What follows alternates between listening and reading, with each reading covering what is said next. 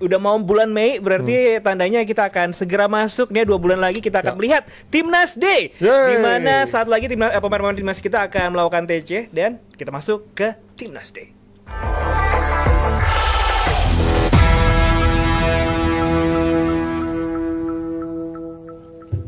Ya bukannya gua. TC akan dijalani di Bali tanggal 27 Mei. Apa saja yang dipersiapkan Clivert sama tim nih? Firzi mungkin ada bocoran-bocoran untuk menuju Mei nanti. Apakah Clivert sudah ada proyeksi apa nanti menuju Mei dan apa yang berubah?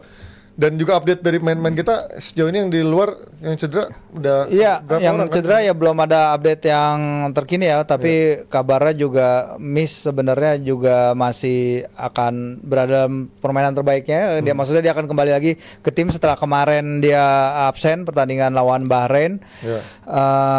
Dapat kabar memang komitmen dia untuk Indonesia memang nggak diragukan ya. Dia sebenarnya memang masih ingin bermain bagi timnas tentunya saja, dan ini akan jadi suatu suntikan besar juga bagi kita di belakang. Walaupun Rido juga bermain sangat bagus, sangat respect terhadap permainan mereka semua.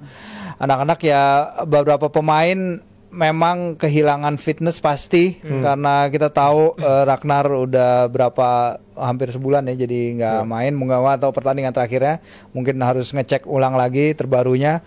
Beberapa akan menghadapi pertandingan-pertandingan terbesar dalam hidup mereka, misalnya si Emil dia akan masih bertarung di dalam zona promosi Seri B dan dia akan hampir pasti masuk ke line up tim. Izzes juga masih ada chance untuk bertahan Seri A. Izzes masih ada bertahan di Seri A, dan pertandingan terakhir lawan Juventus yang bisa jadi kayak audisi buat dia ya, karena berhubungan gosip-gosipnya. Walaupun mungkin lebih baik bagi dia pindah ke Bologna, kayak tim-tim kayak Bologna, Torino yang di bawahnya sedikit step by step. Yang penting dapat menit bermain.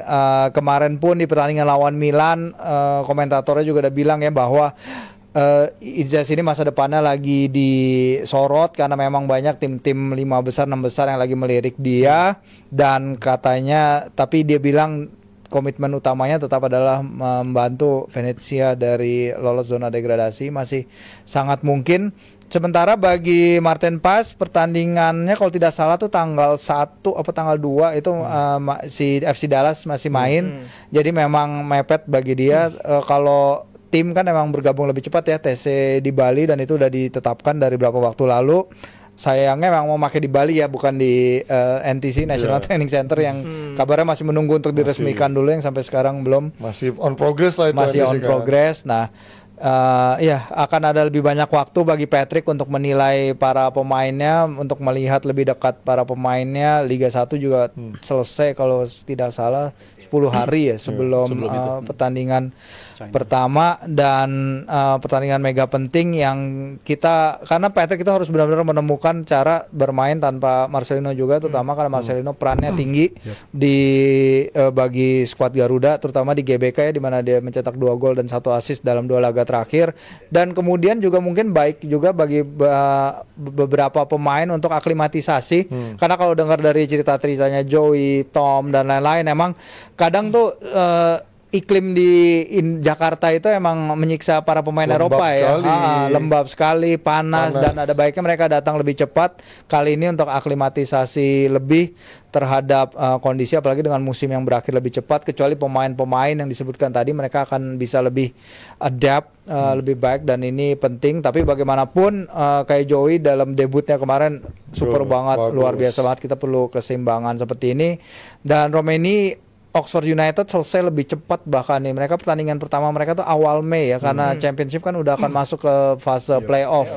Waktu untuk dia lebih lama untuk misalnya dia datang ke sini adaptasi, karena kelihatan banget ya dari muka dia yang merah yang panas itu karena dia kesulitan, kecapean, dia mengakui sendiri juga susah. Tapi dia karena dapat dukungan seluruh keluarga, seluruh teman-temannya ada di GBK tuh, dia ngerasa luar biasa sekali untuk bisa bermain di Gelora Bung Karno, apalagi bisa mencetak gol dalam 2 laga beruntun. Jadi ya kita perlu pemain-pemain untuk semua tetap menjaga ketajaman ya, karena penjadwalannya kan rada aneh ya, Juni di ronde Juni ini. Kita berharap akan ada waktu adaptasi lebih dari mereka. Dan menuju Mei nanti kan juga Liga juga sekarang udah mau habis kan. Artinya udah banyak suara-suara yang bilang banyak main-main yang mungkin layak untuk dipertimbangkan kembali untuk masuk timnas, kayak nama Egy sebenarnya kemarin harusnya masuk, tapi kan karena cedera di bulan kemarin akhirnya nggak ikut. Terus ada banyak nama lain yang mungkin kayak Beckham Putra dan lain-lain. Menurut lu siapa aja? Lu kan sebagai pakar bola lokal dari Nalar TV nih ya. Sering bahas bola lokal. Menurut lu siapa nama-nama yang menurut lu menarik untuk layak dipertimbangkan oleh? Nggak jauh-jauh dari seorang Egy dan juga Beckham sih ya. Atau bahkan lewat pertandingan terakhir lawan Bahrain yang impress banget kan Kambuaya. Jadi Kambuaya bakal dapetin rewardnya dia juga karena di klub dia juga sama bagusnya performanya, dan berdasarkan performa lawan Bahrain sih dia layak. Marvino tuh nggak disamain ya besok ya? Akumulasi kartu kuning sama Martin. Iya. Jadi penggantinya Emilio datang. Penggantinya nggak jauh-jauh dari nama lain selain nama-nama tadi yang udah gue sebut tuh, antara Egy Maulana atau Kambuaya atau bahkan nama seperti Beckham Putra. Karena kalau dari segi pengalaman pun Beckham juga punya pengalaman di level timnas kelompok umur gitu, walaupun kelompok umur tapi punya pengalaman di sana, dan menurut gue dia punya kenal dengan teman-teman di timnas yang sekarang. Dan menurut gue di periode ini mungkin periode paling privilege untuk timnas kita ya, yang mana dari 7 match sebelumnya kita kan belum pernah ngalamin yang namanya tuh persiapan yang matang gitu, karena selalu di jeda internasional pemain-pemain baru ketemu lawan. Apalagi Australia matang ya kayaknya ya. Mungkin nggak ada yang baru, dan ini lagi ya. Periode paling privilege-nya paling bagus gitu, karena persiapannya bisa lebih matang, karena start kan kayak kecebur gitu aja gitu. Kayak contoh miss lawan Bahrain tanpa percobaan latihan yang panjang tiba-tiba langsung main. Kayak Phoenix lawan Jepang juga demikian. Habis itu yang lain juga kayak begitu. Jadi menurut gue ini periode paling panjang dan harusnya bisa dimanfaatkan untuk nembusin lagi soal chemistry lebih matang lagi. Dan ini periode yang menurut gue exciting times lah bagi timnas Indonesia kita persiapan lawan China nanti. Tapi yang mengkhawatirkan adalah tadi kan Firdi bilang bagaimana Emil akan menjalani momen-momen krusialnya di akhir kan. Nah, berarti kan ini harap-harap cemas dong kalau melihat Emil jangan sampai cedera, jangan sampai apa, karena dia akan menjadi laga yang memang sangat krusial buat timnya juga kan. Dan kalau dia misalnya Palermo dia bawa sampai final playoff, itu tuh pertandingannya kalau dari tahun lalu itu tuh tanggal 2 Juni.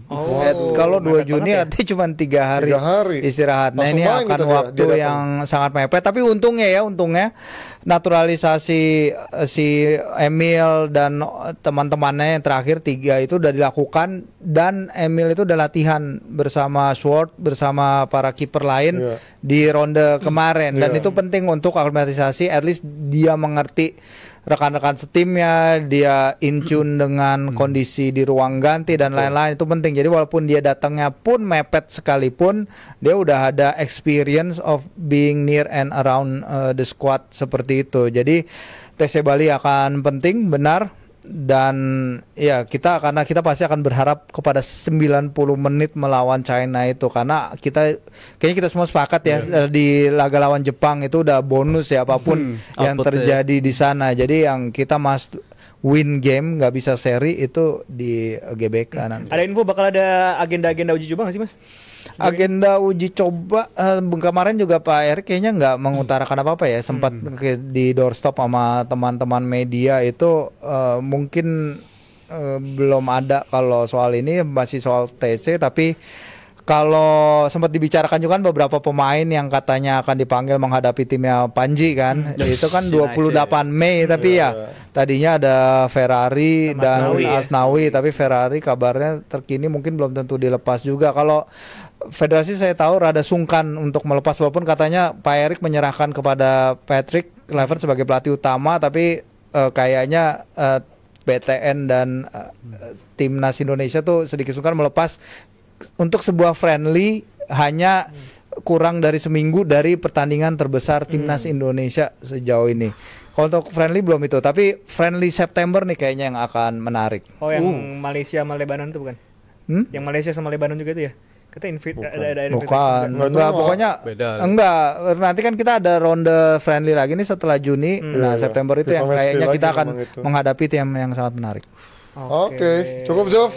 Udah lewat nih durasi nih. Kita berikan dukungan nanti ya, support penuh tim nasional Indonesia yang akan berlaga nanti, karena tadi seperti yang Mas Firzi bilang pertandingan yang paling penting ya. Betul. Dan jangan lupa juga ingatkan kepada para jebret tim, janganlah kalian merasa paling tahu juga pemain-pemain siapa yang akan dipanggil buat timnas karena mungkin kita melihat pemain itu bagus berkualitas tapi mungkin belum tentu cocok atau memang sesuai dengan yang diinginkan oleh skema pelatih dengan taktikal pelatih juga kan. Yoi. Gitu. Terima kasih Mas Panji, terima kasih Mas Firzi, terima kasih juga Rizal Balevi. Terima kasih. Nanti kita bakal lanjut habis ini bakal ada bakal cukup lagi. ada CEO nanti habis ini. Ada CEO. Dazuf mau botak ya. Dazuf mau botak. Ya, lagi. Mau naik haji Dazuf nih. Amin. Terima kasih untuk PT Mitsubishi Visual Pratama dan juga Awi. Sampai jumpa di DPI episode berikutnya. Bye bye.